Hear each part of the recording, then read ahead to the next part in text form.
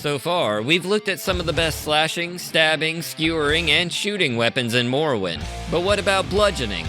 There are many fine tools available in-game to turn your targets into a fine pulp, and today, I'm going to show you some amazing Daedric blunt weapons, perfect for pulverizing your foes. All of today's blunts come to us from the stash boxes of two of everyone's favorite Daedric princes, Molag Bal and Malakath. Truly great places to turn if you're looking to get smashed. The first blunt in circulation today is the ever-popular Mace of Molag Bal. This murder mallet has appeared in every Elder Scrolls game since Daggerfall, and has stayed fairly consistent throughout, draining magic and strength in the early games, picking up Soul Trap and swapping to draining magic and stamina when strength was dropped along with the rest of the attribute system, giving it more staying power than one of the core systems of the early games. Its appearance has changed slightly over the years, but true to form, it remains recognizable to any who would wield it. The origins of this artifact, sometimes referred to as the Vampire's Mace due to its draining properties, were not established until ESO, where it was stated that the mace was crafted by an orcish blacksmith, deceived by the Lord of Damnation, and forced to labor in the pits beneath Cold Harbor. The mace is often found on Molag Bal himself, since he can't bear to part with such an integral part of him.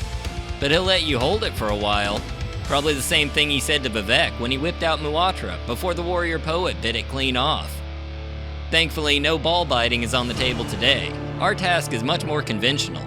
We'll need to go visit the Daedra in his shrine at Yansiramis, directly west of Sadrith Mora, and complete his quest.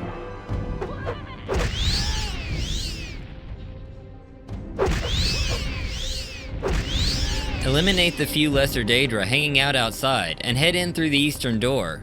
Down the steps, we'll have to contend with a Dunmer mage and an orcish warrior. Start with the mage, since he has the ability to paralyze you.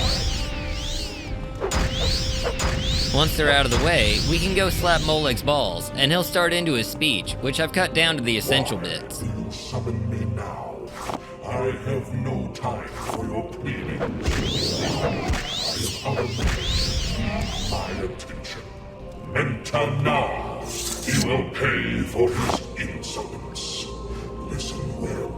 Mentana has grown careless and lazy. Kill him, mortal. You will find him in the caves of Corridor, east of Kogorun. Kill this lazy fool for me, mortal. Before leaving, I recommend dropping a mark here to ease our return trip. We have a decent journey ahead to get to Corridor. When you're ready to go, an Almsevi intervention will take you as far as Molag Mar, where we can catch a Silt Strider. I tried a few variations on the trip, and this was the most efficient. We'll need to take the Silt Strider to Saran, then to Balmora, then Aldrune, and finally to Margon. The trip from here is still a little complicated, so I'll give you full directions over land. From the Strider port, we need to head east, past the southern side of Margon and towards the Ghost Fence. Follow the trail through the Foyata, and it will curve to the north. Take this path north, and you'll eventually come upon a break in the hills to the right.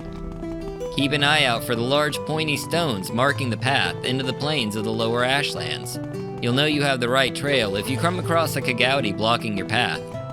Keep following the road east, roughly level with Tel Voss, and you'll pass just to the south of the ancient Dunmer stronghold of Kogorun.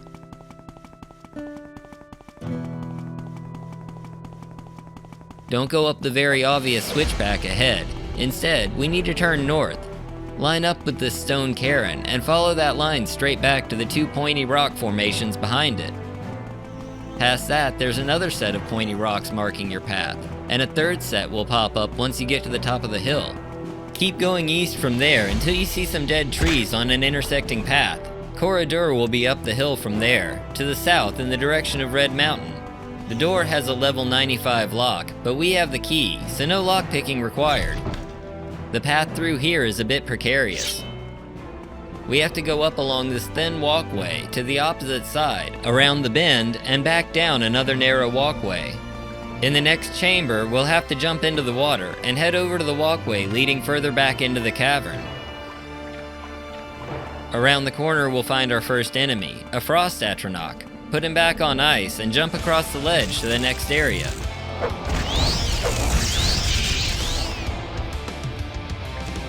Here we'll find the first Daedra. Sadly, he's not the one we're looking for.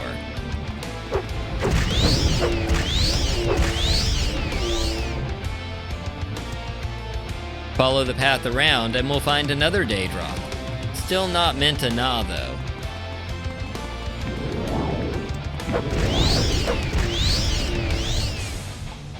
We'll now find ourselves in the penultimate chamber, so prepare for the final battle and make for the final room.